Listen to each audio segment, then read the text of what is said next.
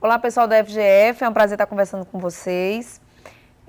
Eu estou aqui para falar um pouquinho da importância do canal universitário na vida dos estudantes em geral e também para falar um pouquinho que a FGF teve, de uma certa maneira, influência na minha vida, né? Na minha vida estudantil, vamos dizer assim, e profissional também, né? Em relação ao canal universitário, eu acredito que esse espaço que é aberto para os universitários é muito importante, porque os alunos ali eles podem se ver e se mostrar. De que maneira? Eles podem mostrar tudo que sabem, tudo que estão aprendendo e podem também colocar de uma certa maneira o que eles estão necessitando. Funciona como um canal mesmo entre a faculdade, a população e vice-versa. Eu acho que é importante esse espaço, é significativo para os estudantes. As pessoas gostam de mostrar o que estão fazendo, gostam de mostrar o que precisam e isso realmente é importante para o crescimento diário, porque mostrar o que se faz dentro da universidade é legal para que as pessoas possam conhecer. Muita gente não conhece, não sabe o que é, o que funciona, como é que cada universidade trabalha no dia a dia. E com esse canal, com essa oportunidade, através da TV, que acaba tendo mais acesso para as pessoas, servindo de maior acesso, é legal ter essa oportunidade. Eu acho que vocês, alunos, têm que realmente aproveitar, até porque novos talentos podem ser descobertos, não só no jornalismo, mas eu acho que novos talentos podem ser descobertos dentro da universidade, porque seja qual for o curso, a pessoa vai ter a oportunidade de mostrar o que sabe fazer, o que pode fazer, né? Então eu acho isso legal, acho uma experiência boa, quero parabenizar a faculdade por estar oferecendo isso, esse serviço para os alunos, e eu acho que vocês têm que agarrar com unhas e dentes, porque não é todo mundo que tem. Na universidade pública, isso a gente sabe que não é possível, porque geralmente ela é sucateada e a dificuldade é grande mesmo. Então, assim, não reclamem se vocês tiverem alguma dificuldade, que eu sei como é aluno, eu já fui, já reclamei muito. A gente sabe que a gente quer reclamar de tudo. Reclama do equipamento, reclama que não tem espaço, reclama que não tem horário, mas é assim mesmo, nada na vida vem de graça, nada na vida é fácil. Então, agarrem com unhas e dentes essa oportunidade que vocês estão tendo e façam disso aí um início, um pontapé para a vida profissional de vocês. Eu acho que vale a pena e é uma boa oportunidade. Em relação à minha experiência com a FGF, foi em 2000, e para mim, assim, na época foi tudo, porque eu entrei na TV Verdes Mares em 96, eu não estava na faculdade, eu era radialista, mas não fazia faculdade ainda, tive a oportunidade de ser escolhida para ser correspondente em Sobral, então assim, eu não fazia faculdade, e fiquei lá em Sobral, estudando, fazendo cursinho, tentei algumas vezes o UFC, mas a gente sabe que é muito concorrido, e pelo dia a dia, como eu trabalhava muito, não ia nunca ter aquele espaço dedicado só para o estudo, é meio complicado, porque eu era correspondente em Sobral, mas eu dava conta de toda a região norte, né, como repórter. A FGF, na época, foi tudo, assim, para mim, porque eu disse, agora é a minha chance de realmente entrar na faculdade, é mais uma chance, né, porque eu ia ter não só a UFC para tentar, e eu disse, agora é a minha chance. E aí eu fiz o vestibular, claro, bem menos concorrido do que o UFC, porque pelo fato de ser particular, você paga, nem todo mundo pode pagar, e eu fiz, passei em 13º lugar, e aí eu disse, agora é a minha chance. Aí falei com a direção da empresa, meu diretor de telejornalismo na época era o Roberto Prado, então eu voltei em fevereiro de 2000, aí já comecei a faculdade, fiz os 2 anos de sequencial e aí foi muita luta, porque na época ninguém aceitava a faculdade, porque era a primeira de jornalismo que tinha depois da UFC, ninguém queria, todo mundo com preconceito, diziam que não prestavam, diziam que não servia de nada, que não ia ser reconhecido e tal, e tal, tal, tal, tal. Teve uma luta toda. E aí eu sei que eu fui até o fim, acreditei, me formei, fiz o sequencial e foi reconhecido, claro que não como graduação, mas como sequencial, mas que me serviu muito. Muita gente hoje chega para mim e diz, porque eu vou processar, porque não me serviu de nada. Para mim serviu muito. Só fico feliz em saber que vocês estão aí, tendo também essa oportunidade. Eu desejo sorte a todos, força de vontade também, porque não é fácil, seja qual for a carreira, principalmente jornalismo, que a cidade... A gente sabe que o mercado de trabalho aqui na cidade é muito competitivo e pequeno ao mesmo tempo. Então, boa sorte para todo mundo e eu estou aqui à disposição quando vocês quiserem tirar alguma dúvida ou conversar, bater um papo. As portas da TV Verdes Mares estão abertas. Um abraço a todos e até a próxima.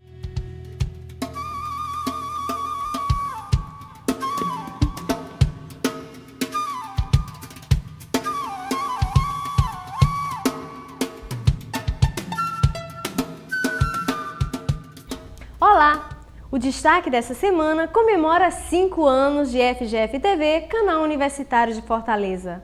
Durante esse período, várias personalidades de destaque no mundo cultural e acadêmico passaram por aqui e abrilhantaram nosso canal. Confira, durante esta semana, algumas das melhores entrevistas que foram feitas nesses 5 anos.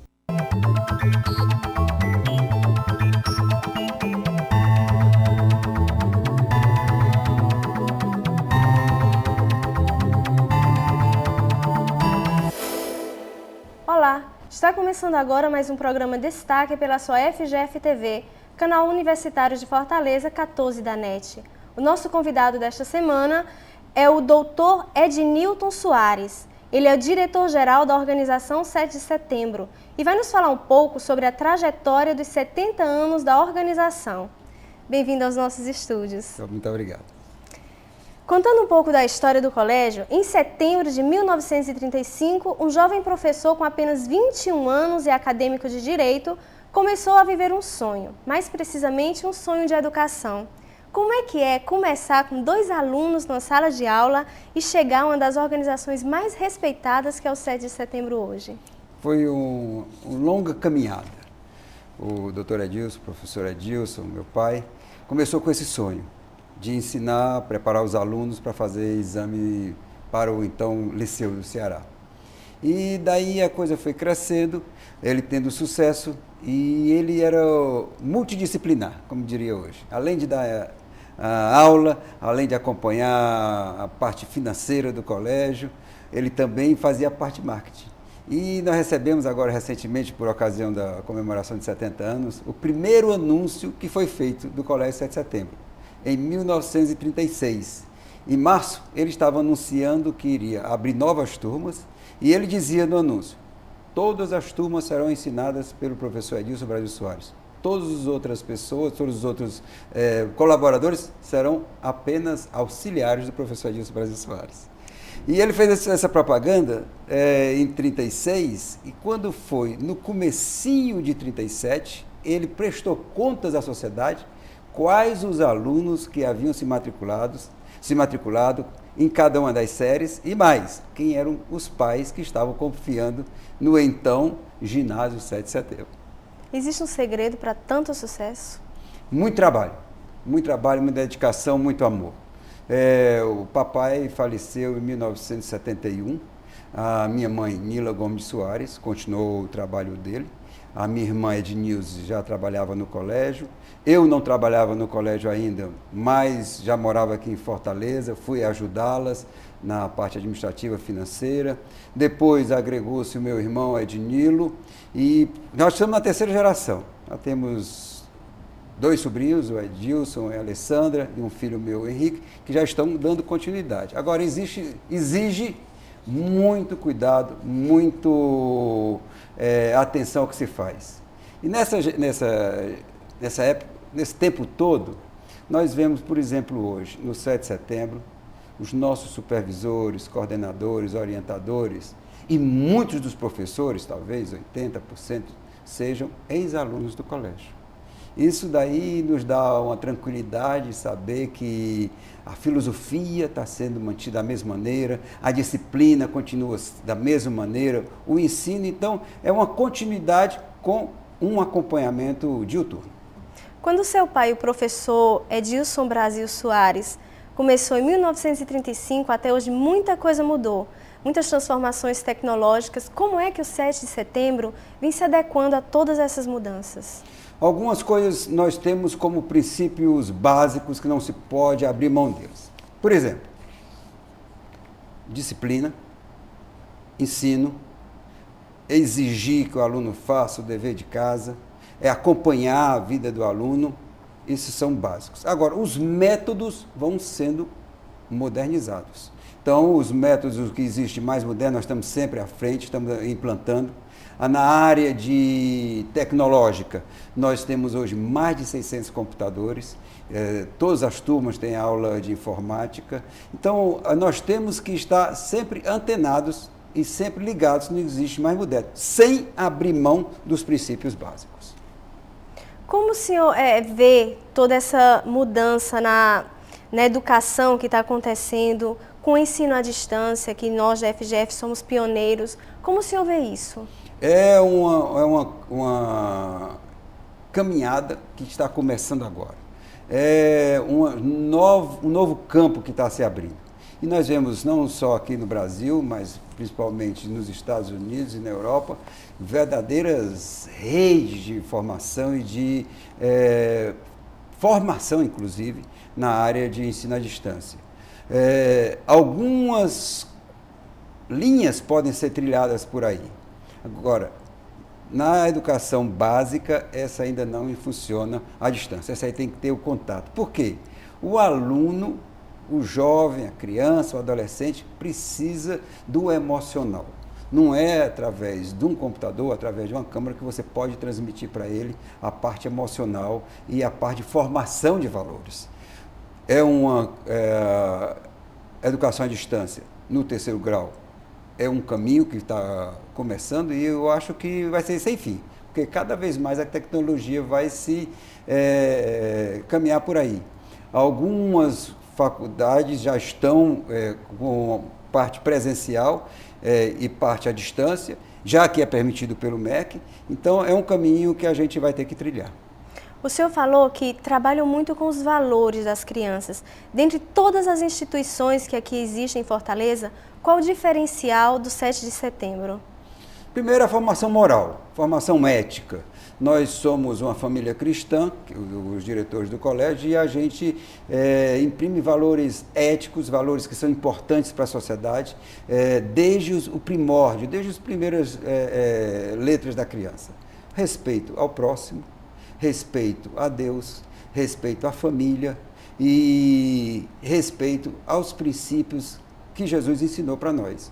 Que se a gente aplicasse o que Jesus ensinou, não precisaria de Constituição, não precisaria de leis, porque tudo está ali na palavra dele. Ou seja, nós precisamos ensinar a criança no caminho que a criança deve andar e quando ele for adulto, ele não vai jamais se desviar desse caminho. Então, os princípios de amor ao próximo, amor a Deus, amor à pátria, nós imprimimos isso às nossas crianças, aos nossos jovens, desde o princípio.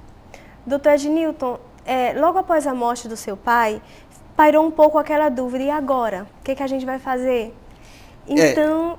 Você tem razão, Sandy, porque o papai era uma figura muito forte.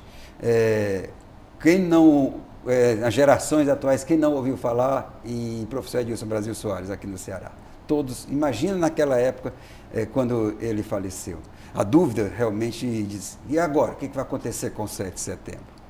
Mas olha, quando uma árvore é bem plantada, quando tem princípios, quando você sabe o que você está fazendo, e quando existe garra para trabalhar, e a minha mãe é uma mulher de garra, quando o papai morreu, ela assumiu a direção do colégio, fez logo uma reunião com todos os supervisores, com os professores, e disse, olha, nós temos que continuar a obra de Edilson Brasil Soares, temos que continuar a obra dele, se nós trabalhávamos um turno, vamos ter que trabalhar agora 2 turnos, porque vamos trabalhar muito mais, porque temos que trabalhar não só por nós, mas pelo que ele fazia. E aquilo demonstrou que, realmente, quando o papai morreu, o colégio tinha 1.800 alunos.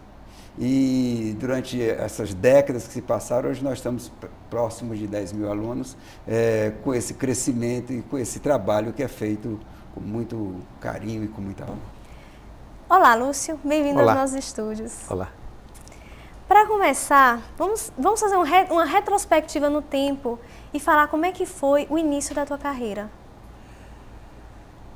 Na minha cidade natal, Aurora, tinha uma emissora uma amplificadora. E houve uma festa, que é o dia 15 de julho, que é a festa da Beneficência, que é uma festa da Associação Beneficente da Aurora. E eu estava lá, em férias, fui a essa festa e depois fiz, no dia seguinte, uma transmissão, uma reportagem sobre a festa. Esse foi o início do lado social da minha carreira. Antes eu tinha escrito no jornal O Povo, na seção Carta dos Leitores, eu tinha escrito sobre futebol e também alguma coisa sobre futebol no jornal O Estado. O início foi esse aí. Depois, quando eu voltei dessas férias, Eu procurei um jornal que não tivesse ainda a coluna, descobri que a Gazeta de Notícias não tinha, fui lá e me ofereci. Eu tinha apenas 15 anos, para 16 anos, e num ato de total irresponsabilidade, mas também de um futurismo evidente, o Luiz Campos, que depois foi prefeito de Fortaleza, aceitou a minha proposta do jornal ter uma coluna. E daí até hoje são 50 anos. Francisco Newton Quezado Cavalcante. Esse nome Lúcio Brasileiro, esse apelido, foi dado pelo Luiz Campos. Por quê? Pelo Luiz Campos, com a colaboração de um publicitário, Heitor Costa Lima. Na verdade, essa história é controversa. Mas dizem que na hora que o Luiz Campos propôs que o jornal Gazeta de Notícias tivesse uma coluna social, toda a diretoria ficou contra. Eram 4. E dois no desenvolver das demarches, disseram: Luiz Campos, nós estamos contra a coluna social. A Gazeta de Notícias é um jornal muito sério, muito sisudo, muito austero, mas você decide. O que você decidir, nós apoiamos. O 4º diretor, Antônio Brasileiro, que é tio-avô do Lúcio Alcântara, governador, esse se manteve renitente e não abria. E o Luiz Campos, para defender que o jornal tivesse sua coluna social, porque a Gazeta não era lido, não era um jornal lido pelo pessoal que interessava também, que era o pessoal do Ideal Clube e etc e tal, o pessoal que frequentava os clubes elegantes, Náutico e etc, Maguari, etc, etc, Country Club, por aí vai. Então, resolveu, como ele ficou rouco, defendendo a minha admissão, ele disse que o nome ia ser Brasileiro. E o Heitor Costa Lima botou Lúcio Brasileiro. Na realidade, o Lúcio Brasileiro verdadeiro, eu sou o falso. O verdadeiro é o atual governador, porque o nome da mãe dele é Maria Dolores Brasileira Alcântara. Como o filho herda o nome da mãe, logo ele é Lúcio Brasileiro Alcântara. A dona Dolores, por uma questão de política, botou Gonçalo. Mas o verdadeiro Lúcio Brasileiro, para alegria minha, é o Lúcio Alcântara. Não sei se para alegria dele. Lúcio Brasileiro é colunista social, colunista político. Como é que é? Como o senhor se denominaria? Não, a coluna social foi só no começo. Logo eu vi que tinha que ser uma coluna altamente variada. Eu tenho dado grandes furos políticos. Por exemplo, em 1957, eu dei o furo de que o Dr. Pascoal Barroso, ministro do Trabalho, ia ser o candidato a governador. Em 1963, eu dei o furo nacional que o deputado Expedito Machado ia ser o ministro da Aviação. Então não tem mais a coluna social como era no começo, de casamento e aniversário, não. Isso aí hoje é apenas para nós não cuspirmos no prato em que comemos. E como é que foi esse salto? Foi esse salto do falar sobre casamento, que o senhor começou na rádio de Aurora, naquela transmissora, para esses furos. Os colunistas que na época eram chamados cronistas sociais, que tinham cabeça, começaram a mudar, perceberam que tinham que mudar e mudaram. E por falar em mudança, como é que era o jornalismo 50 anos atrás e o jornalismo de hoje? Era um jornalismo empírico, um jornalismo muito brilhante, por cabeças maravilhosas. Quase todos eram estudantes da Faculdade de Direito, e como os pais das namoradas não deixavam as namoradas namorassem muito tarde, eles iam namorar, iam para a Faculdade de Direito e depois iam para os jornais.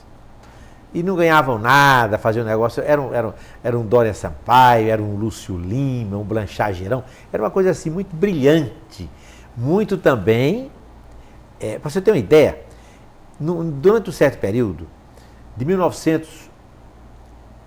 do final de 1958 até o maio de 59, o Ceará tinha 10 jornais diários, 5 matutinos, porque nessa época tinha essa história de matutinos e vespertinos. Os matutinos era Unitário, que era um jornal do Diário Associado, era o meu, a Gazeta, era o Estado, era o Democrata, que era o jornal comunista, e o Diário do Povo, que era um jornal do grande imortal Jário de Carvalho. vespertinos tínhamos o Povo, o Correio do Ceará, o jornal onde eu trabalhei, que foi uma experiência, uma aventura fantástica, de um camarada muito rico, que chegou a deputado Bonaparte Maia, que é tio do atual deputado e muito brilhante Bismarck Maia, em que eu votei e votarei novamente. Foi bem. Tinha o Nordeste, que era o jornal católico, tinha o jornal comunista de manhã e o jornal católico à tarde. E tinha a Tribuna do Ceará, que era do amigo nosso, já desaparecido, José Afonso Sancho. 10 jornais diariamente. Agora, tirando 3 ou 4 jornais, esses jornais tinham 100 exemplares de tiragem, 120, 150, mas eram mal feitos graficamente, mas muito brilhantes no conteúdo, porque eram alunos, quase sempre alunos da Escola de Direito, que faziam esses jornais. Poeta, eu queria saber do senhor quando foi o seu primeiro contato com a poesia. Foi logo quando o senhor pronunciou a primeira palavra? A rigor, depois de uns 10 anos de idade. Meu pai não era poeta, mas gostava de poesia. Ele costumava reunir à noite os filhos, após o jantar, e declamar versos de vários poetas, entre eles alguns dos Anjos. E eu, criança, comecei a memorizar aquilo e achando aquilo bonito, empolgante, e fui me alimentando de poesia. Aos 12 anos comecei a fazer versos. O senhor falou em Augusto dos Anjos. Quando Augusto dos Anjos fala da ideia, por exemplo, o senhor concorda com ele que a ideia vem desta matéria bruta, que chega, que sai... De onde ela vem, de que matéria bruta, vem essa luz que são as nebulosas, cai de incógnitas, criptas misteriosas, como a estalactite de uma gruta. Vem da psicogenética e alta luta, do feixe de moléculas nervosas, que em desintegrações maravilhosas, delibera, depois quer e executa. Vem do encéfalo absconso que a constringe, chega em seguida às cordas do laringe, tísica, tênue, mínima raquítica, quebra a força centrípeta que abarra e de repente, quase morta, esbarra no mulambo da língua paralítica. O senhor concorda com o poeta? Concordo plenamente. Não pode haver uma definição científica e poética mais justa do que a de Augusto dos Anjos deu para a ideia. A sua elaboração física, até chegar, esbarrar na língua paralítica, que a ideia procria, cria, se manifesta, o homem sente, mas não consegue traduzir o que pensa. Então, daí, a soneta, a ideia, é um exemplo do cientificismo de Augusto dos Anjos, a poesia científica, adotada com seu estilo harmônico, cadenciado, bonito, acima de tudo científico, que a ideia é isso mesmo, é essa elaboração, como ele vem da estalactite de uma gruta, chega ao encéfalo absconso que a constringe, chega em seguida às cordas do laringe, tísica, tênue e mínima raquítica. E esbarra no mulambo da língua no mulambo da língua paralítica. O poeta Augusto dos Anjos, no seu entender, ele foi um poeta inédito. Ele nunca mais surgirá um poeta igual a Augusto dos Anjos, ou nós vamos nos surpreender de repente com uma celebridade como Augusto dos Anjos? E será sempre um inédito. A sua poesia é peculiaríssima. E o senhor? Duvido que alguém possa tentar sequer imitá-lo, porque ele conseguiu, a despeito de começar a receber a influência de Baudelaire, o chamado poeta maldito, e ele chamado poeta da morte, depois de César Verde em Portugal, mas ninguém vai conseguir fazer poesia, definir cientificamente seu sentimento como Augusto fez. E quando ele fala do amor, como é que ele se expressa? Ele fala do amor, eu ouço tudo e calo. O amor da humanidade é uma mentira. E é por isso que na minha lira, de amores fúteis, poucas vezes falo. Porque o amor que a humanidade inspira é o de Messalina e Sarda da Palha, e é verdade isso? É verdade. E é mistério que por amor sagrado o mundo fique materializado e a alavanca desviada do seu fulcro. E haja somente a amizade verdadeira de uma caveira para outra caveira, do meu sepulcro para o teu sepulcro. Porque quiseram interpretar Augusto com uma poesia materialista. Mas ele tinha também religiosidade da poesia. Eu acho que foi o único poeta que conseguiu, num só terceto, citar a palavra Deus 3 vezes. E não é fácil você concluir um soneto repetindo a mesma palavra 3 vezes. O poema mais famoso dele foi Psicologia de um Vencido, no seu entender? Eu acho que é o poema negro. Como seria o poema negro? O senhor Para lembra? iludir minha desgraça estudo. Intimamente sei que não me iludo. Para onde vou, o mundo inteiro nota. Nos meus olhares fúnebres carrego a indiferença estúpida de um cego e o ar indolente do chinês idiota. A passagem dos séculos me assombra. Para onde irá correndo a minha sombra nesse cavalo de eletricidade? Caminho e me pergunto na vertigem: quem sou? Para onde vou? Qual minha origem? Parece-me um sonho, uma realidade. Como é que um poeta como o senhor, que gosta de Augusto dos Anjos, o poeta gosta de se eternizar, ele não precisa, o poeta não pensa em ser famoso aqui, ele pensa em se eternizar, né, para a posteridade. Como é que o senhor entrou na política? De repente o poeta vira político. É uma derivação, porque a poesia também alimenta a alma. E na política você alimenta o pão. Você junta as duas coisas, porque o poeta recorre ao político quando quer ser racional. E o político procura o poeta quando quer ser emocional. É uma simbiose, há uma junção. E eu fiz essa opção porque Deus assim determinou. E não me arrependo, porque eu comecei a fazer política fazendo poesia, fazendo verso. E ainda hoje, na Paraíba, eu sou tido como o poeta. E nos comícios, meu discurso era em verso. Recentemente, numa entrevista, eu conversava com um jornalista amigo meu e eu dizia do meu desencanto com a política, com a vida pública. Eu já fui tudo da política, vereador, prefeito, deputado estadual 2 vezes, governador, senador, hoje deputado. Mas chega um ponto que a gente se desencanta com tudo isso. E ele me pediu do programa de televisão que eu dissesse isso em verso. E eu disse mais ou menos assim: a política hoje em dia já não me fascina mais. Tem lama para todo lado. É safadeza demais. É melhor tomar birita, paquerar mulher bonita, fazer verso e nada mais. É uma beleza. Obrigado. Voltando a falar em Augusto dos Anjos, o senhor teria algum verso de Augusto dos Anjos que pudesse explicar esse momento político que nós estamos vivendo hoje? Bom, pensasse de toda a sua obra, tem. Eu sou filho do carbono e do amoníaco. Monstro da escuridão e rutilância, sofro desde a pigênio da infância a influência má do ciclo do zodíaco. Profundissimamente hipocondríaco, este ambiente me causa repugnância. Sobe minha boca a ânsia, análogo à ânsia, que se escapa da boca de um cardíaco. E em relação... Quantos livros o senhor lançou até hoje de poesia? 17. 17 livros de poesia. E um jurídico... E quando foi o primeiro livro de poesia? Que ano foi que o senhor lançou? O primeiro e como foi, é o nome dele? O primeiro livro é Poemas de Quarto e Sala. É uma dicotomia da sala e do quarto. O senhor lembra de algum verso que possa se expressar? Na sala você fala e reclama. Na cama você ama e se cala. É verdade.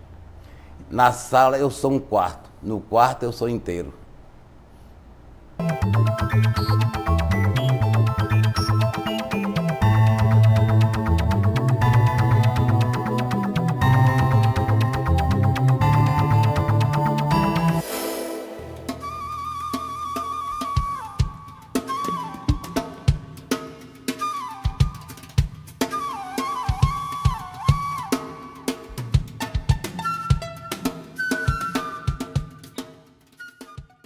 Olá, eu sou Isa Cidade, ex-aluna da Faculdade Grande Fortaleza e ex-estagiária também do canal universitário.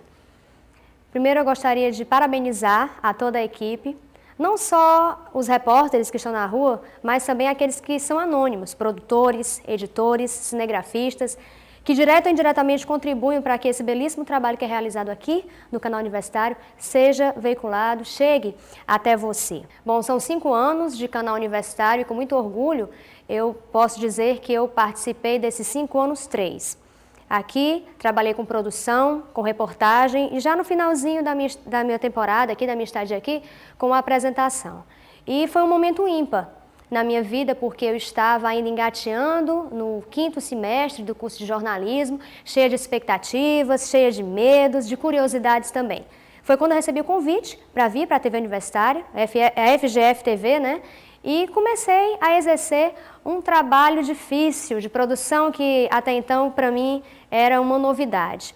Aqui, essa casa, esse canal, acabou se tornando uma escola para mim. Aqui eu tive a oportunidade de errar, de acertar, de conseguir me destacar e depois de todo esse tempo, dos 3 anos, eu recebi um convite, surgiu uma vaga em uma emissora aberta, um canal aberto, e eu acabei preenchendo essa vaga. Agora, por que eu preenchi essa vaga? Esforço meu e a ajuda desse canal. Conforme eu já falei, eu tive a chance de errar aqui, erros esses que eu aprendi a acertar. Muitas pessoas, as pessoas belíssimas que trabalham aqui no canal universitário me ajudaram muito e essa foi a minha bagagem. Foram 3 anos de experiência. Na época eu fazia o Sociedade Organizada, um programa de responsabilidade social que mostrava o dia a dia de comunidades que conseguiram se levantar, conseguiram se erguer, e de projetos, de iniciativas também que trabalhavam, lidavam com o social. Ou seja, a Sociedade Organizada era o programa de responsabilidade social da FGF-TV, do canal universitário, e me ajudou muito. Eu devo isso, além do meu esforço, além de Deus, a esse espaço que foi me cedido, que foi oferecido aqui. Então eu acho que foi um momento ímpar na minha vida, talvez se eu não tivesse participado por essa experiência, eu não conseguiria ter chegado até onde eu cheguei, graças a Deus, 2 anos já realizando um trabalho satisfatório num canal aberto, um lugar que eu estou muito feliz, mas que sempre que eu tenho a oportunidade, eu falo desse momento único que eu tive aqui nesse canal. Seria muito importante que as pessoas tivessem a consciência da grandeza, da importância do canal universitário na vida acadêmica. Vida acadêmica porque aqui os alunos, eles têm a chance de mostrar o que sabem, de aprender o que não sabem e de ter experiências com o desconhecido. É na prática que a gente tem a noção de como é difícil, principalmente na área de jornalismo. E o canal universitário tem uma grande vantagem porque ele não lida só com assuntos acadêmicos. São pessoas de destaque na sociedade, são assuntos polêmicos, política. É um canal de discussão, um canal aberto para os alunos. Então, as pessoas que tiverem a oportunidade de participar desse espaço, venham. Venham porque você cresce enquanto pessoa, você cresce enquanto acadêmico, você cresce enquanto profissional. A pessoa só não sai daqui profissional se não quiser, porque é um laboratório excelente, com pessoas preparadas, você recebe ajuda desde o pessoal da técnica, a cinegrafista, a editores, é um trabalho em conjunto, é um pessoal que trabalha em grupo. Eu sempre dizia que aqui todo mundo era irmão, né? Porque nós trabalhávamos aqui no canal universitário, todo mundo era irmão, todo mundo ajudava todo mundo. Eu acho que é essa união que faz com que o canal universitário hoje tenha conseguido chegar aos 5 anos e eu de coração desejo que hajam mais 5 anos e mais 5 anos e mais 5 anos, que as pessoas que estão aqui aproveitem, zelem por esse espaço e os que estão de fora tenham a chance, a oportunidade de ver o belíssimo trabalho que é realizado aqui dentro por alunos que estão engateando, alunos que já podem ter experiências fora, mas que conseguem se destacar de uma forma assim maravilhosa através do canal universitário. Então, está de parabéns a equipe, está de parabéns os alunos, está de parabéns a direção, as pessoas que fazem o canal universitário.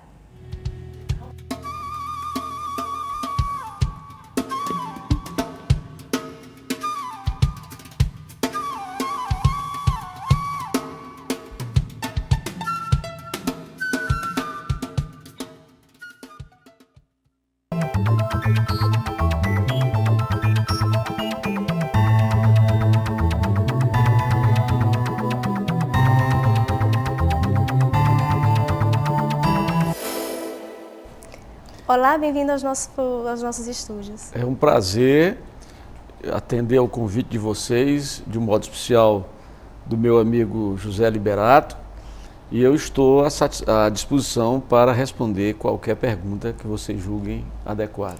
Para começar, quem foi Ari de Sá? Bem, Ari de Sá foi meu pai, é meu pai, digamos, né? Mas não é por ser meu pai que ele levou o nome, que o colégio leva o nome dele, porque realmente ele foi um grande educador, foi professor da antiga Escola Preparatória de Cadetes de Fortaleza, foi professor da Faculdade de Economia da UFC, foi diretor dessa faculdade por 6 anos, morreu como diretor da faculdade e era um intelectual muito respeitado da nossa cidade, um educador verdadeiramente. E eu acho que o nome dele em um colégio fica muito bem. Eu acho que é uma denominação muito adequada, porque realmente a vida dele foi dedicada à educação. E também eu considero, apesar de muito suspeito, como seu filho, que ele tem uma história muito bonita. Ele foi um menino muito pobre. Por exemplo, tem uma história muito interessante, é que na casa dele só tinha uma lâmpada na sala. O restante da casa não tinha iluminação. E a família se reunia toda noite em volta daquela lâmpada, naturalmente, né? Porque era interessante ficar ali sobre a claridade, né? O resto era tudo escuridão. E quando a vovó observou, ele toda noite saía de casa, sabe? E um vizinho, uma vizinha fofocou e tal. E o vovô se dirigiu para procurar saber onde é que ele ia. Ele ia para uma praça pública para estudar na praça pública, porque a praça pública tinha uma iluminação. E ele sentava na praça pública para poder estudar, porque em casa não tinha condição. Só tinha uma lâmpada na sala. Então foi uma vida muito difícil do meu pai, certo? Ele chegou a ponto de não ter dinheiro para comprar livro e copiar o livro no próprio caderno. E certa vez um professor teve um desentendimento com ele e disse: você não pode estar discutindo comigo porque você é filho de carroceiro, você não tem nem dinheiro para comprar livro, certo? Na realidade, meu avô não era carroceiro, se fosse também não havia, certo, nada demais, certo? Porque qualquer trabalho para mim é bem-vindo, é saudável, né? O importante é que a gente dê uma contribuição. Meu avô era um coletor de impostos da Secretaria da Fazenda, mas uma pessoa que ganhava muito pouco realmente, né? E a família vivia com muita dificuldade. A história do seu pai espelha o sonho da sociedade, dessas crianças que buscam no estudo uma situação melhor. Então a história do seu pai espelha isso. O senhor acredita que através da educação a pessoa pode conseguir um lugar melhor? Eu acredito firmemente. Eu diria, acredito firmemente. Eu acho que uma das coisas boas que a gente tem no Brasil, nós temos muitas coisas hoje a lamentar no Brasil, mas uma das coisas boas no Brasil é a chamada mutação social, né? Então o rico fica pobre, né, e pobre fica rico. Isso eu acho muito bom, né? Quer dizer, porque as oportunidades existem, né? E eu acredito firmemente, aqui eu lanço um estímulo para os mais humildes, para os mais pobres, que lutem, que estudem, que se preparem, que eles terão um lugar no sol. Isso eu não tenho dúvida. O Colégio Ari de Sá é um nome muito conhecido. Como é que se deu esse crescimento? Veja bem, nós surgimos no ano de 2001. Quer dizer, nós estamos no 5º ano de funcionamento com essa denominação de Colégio Ari de Sá. Foi realmente um grande desafio. Nós, na ocasião, perdemos um grande nome, um nome de muita tradição, certo? Mas nós trabalhamos firmemente. O Colégio Ari de Sá tem uma equipe muito competente. Nós temos grandes colaboradores, pessoas dedicadas, éticas, extremamente trabalhadoras, competentes e professores maravilhosos. E nós fizemos um trabalho muito árduo, certo? Porque o começo não foi fácil, não foi fácil. Mas nós fomos pessoalmente a todas as salas de aula. Eu fui acompanhado de toda a equipe a todas as salas de aula das 2 unidades do Colégio Ari de Sá, na Washington Soares e na Duque de Caxias. E nós demos uma explicação rápida e entregamos uma carta a cada aluno comunicando a mudança de denominação e dizendo da nossa intenção, tá certo? Da nossa ideia, da nossa vontade de trabalhar, etc, etc, etc. E, obviamente, ficamos à disposição para responder qualquer questionamento. E depois de todo mundo ciente, né, todos os alunos, todas as famílias cientes dessa mudança de denominação, e, obviamente, veio depois uma mudança de estratégia, porque cada escola tem a sua característica, a sua personalidade, foi só depois disso que nós fizemos publicidade. Porque nós entendemos que primeiro nós deveríamos avisar a pessoa diretamente. Não seria simpático um pai de aluno, certo? Saber dessa novidade, certo? Pela imprensa.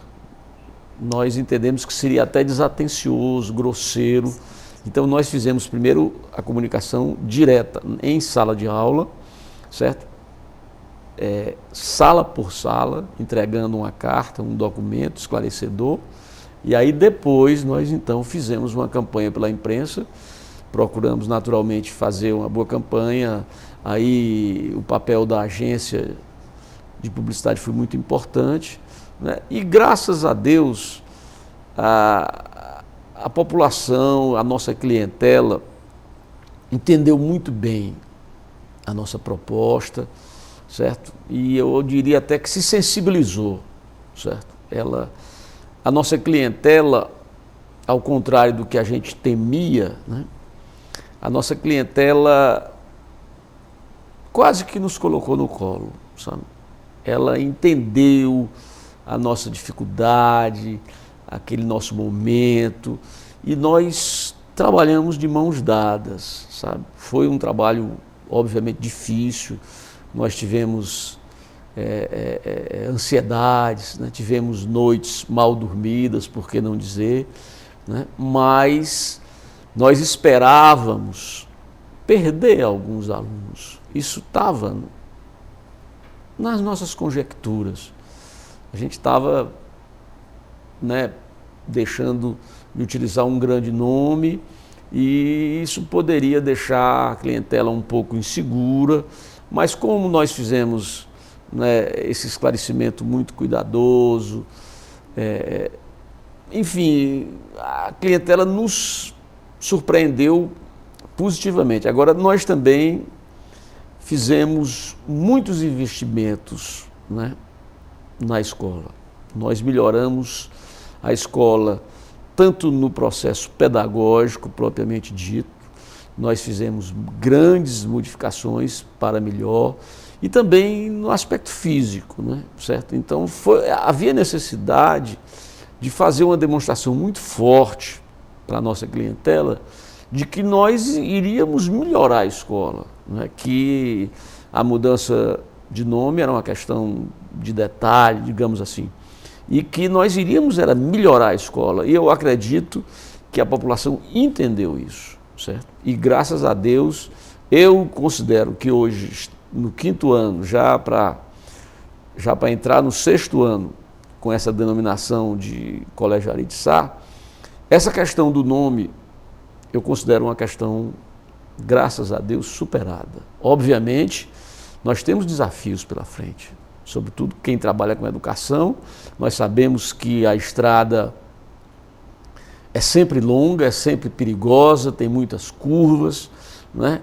E é preciso ficar atento e é preciso trabalhar continuamente, certo? Porque mesmo que a gente alcance uma alta qualidade, se houver uma acomodação, certo? Essa qualidade cai e a clientela olha isso, não perdoa, né? Eu diria que o mercado, tá certo, é cruel e é preciso que seja. Governador do Ceará por 3 mandatos e agora recentemente empossado como senador da República, Tasso Gereissati mudou um pouco a sua vida política. Senador, o senhor foi durante tantos anos governador. O que muda na sua vida pessoal e na sua vida política como senador? Muda muito. Se por um lado nós vamos ter uma série de mudanças que facilitam a vida, por outro lado, outras que dificultam. Do ponto de vista de vida profissional, eu nunca fui legislativo na minha vida. A vida inteira minha, desde antes de entrar na política, já muito jovem, quando eu iniciei a minha vida como empresário, foi como executivo. Então, minha vida toda foi como executivo. Entrando na política, meu primeiro eleição foi para governo do Estado, no executivo. O tempo que eu passei fora do governo foi na presidência do PSDB nacional, também como executivo. Portanto, é uma experiência nova para mim. E sei que vou precisar de tempo para me adaptar um pouco, para aprender, mas espero, enfim, poder trabalhar com a mesma aplicação, com a mesma seriedade para o povo cearense que eu trabalhei no governo. Por outro lado, ela dá mais tempo, tem mais tempo para pensar, para ler, para estudar, aprofundar numa série de temas que no executivo normalmente a gente não tem tempo, porque os problemas são constantes, urgentes, 24 horas, 7 dias na semana, 30 dias no mês, de maneira que você nunca tem tempo para respirar e pensar. Espero e acredito que no Senado seja diferente, você tem tempo para aprofundar, para ler, e é muito importante para um homem público que já exerceu cargos executivos ter essa disponibilidade para aprimorar a sua visão, o seu conhecimento e seu contato com a população. O senhor já entrou no Senado prestigiado, foi escolhido pela mesa para ler o juramento. Como é que o senhor está se colocando diante dessa situação nova, sendo oposição diante do governo? Olha, realmente foi uma deferência muito importante, muito gratificante para mim, feita pelo senador Antero Paz de Barros, do meu partido, que muito me honrou. E realmente nós estamos vivendo uma situação nova, diferente para o país todo, porque pela primeira vez o PT está na presidência da República, um partido notoriamente de oposição muito ferrenha ao que se fazia, ao que se fez no país e aos modelos econômicos que o país sempre teve. Por outro lado, também, eu acho que é o mais importante do que a presença do próprio PT, a presença do Lula, que pela primeira vez no país nós temos, que não só no Brasil, mas na maioria dos países, um operário vindo da classe operária, assume a presidente da República dentro de um clima de tanta cordialidade e tão calmo, de tanta tranquilidade como está acontecendo no país. Isso é muito bom para o país. Todos nós, mesmo da oposição, saudamos isso. Mostra a consolidação da democracia e mostra também a mobilidade social que existe no país, o que é muito importante. É um país hoje que alcançou um nível de maturidade que leva a que nós possamos ter situações como essa, em que o brasileiro de todas as classes começa a perceber que o país é dele também, não só de determinada classe. E dessa maneira, com essa visão que nós vamos fazer oposição. Oposição construtiva, pronto para conversar, pronto para ajudar e pronto para criticar e não votar aquilo que nós discordarmos e que parece até agora que é muito pouco, porque quando o PT agora está basicamente trazendo de volta aquelas propostas todas que nós colocamos como essenciais para a retomada do crescimento do país. Me parece que o PT está sofrendo mais oposição dentro do próprio partido, eles estão com questões graves, inclusive fazendo mais concessões do que eles esperavam que fosse acontecer. O senhor acha que isso pode desestruturar o partido e criar problemas para o presidente Lula? Claro que pode. O presidente precisa de governabilidade, e a governabilidade começa pela sustentação que um presidente tenha pelo seu próprio partido. Apesar do presidente Lula ter conseguido um leque muito amplo de apoio, a presença do seu partido é fundamental. Está muito no início ainda, então é muito difícil e muito precipitado qualquer tipo de julgamento e de avaliação, mas eu posso dizer com toda isenção que me parece que o presidente Lula tem agido com bastante habilidade. Bem, vamos voltar para o Ceará. O que faz um empresário de sucesso como o senhor na época entrar na vida pública? Bom, na época nós formávamos aqui um grupo de empresários muito jovens, inconformados com a situação política, administrativa e social do Estado. Nós achávamos que existiam maneiras diferentes de se fazer política e que nós não podíamos nos omitir diante daquilo já. Era uma época de autoritarismo, da chamada ditadura militar, e o país, como um todo, vivia uma certa acomodação em torno daquela situação. E o Nordeste especialmente, e o Ceará mais especialmente ainda. Então, nós achávamos que nós não deveríamos nos omitir, que deveríamos participar. E começamos participando através do Centro Industrial do Ceará. E daí a entrada na vida pública já não foi nem uma questão de vontade, foi uma questão de consequência do trabalho de participação, de discussão dos problemas cearenses que nós começamos a enfrentar e começamos a discutir.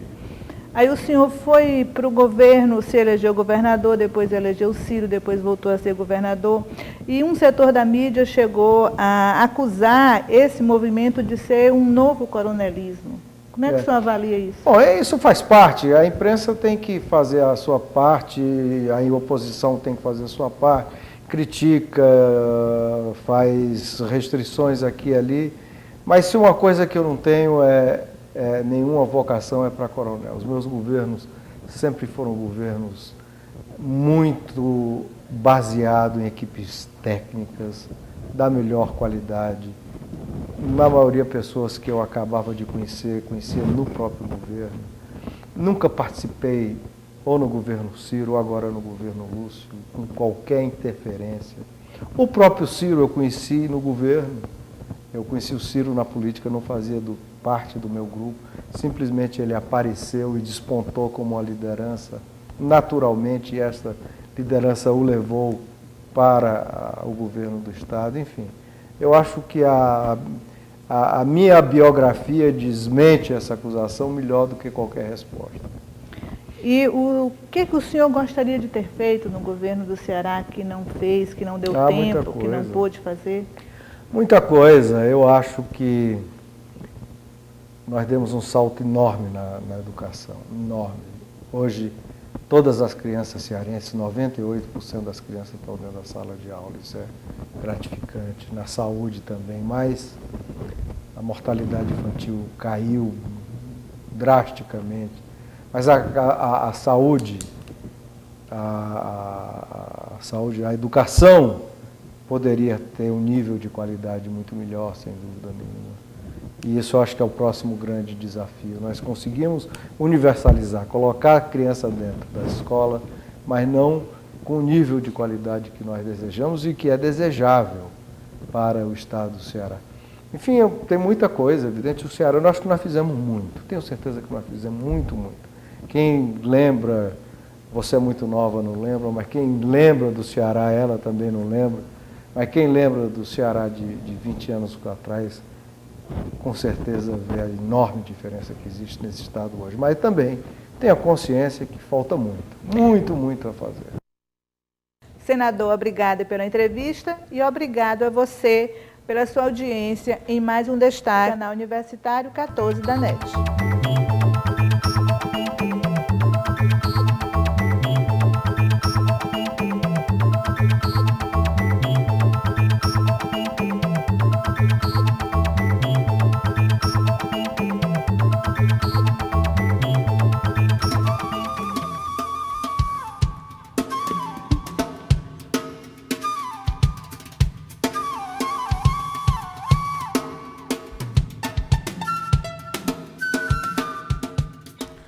Quando decidimos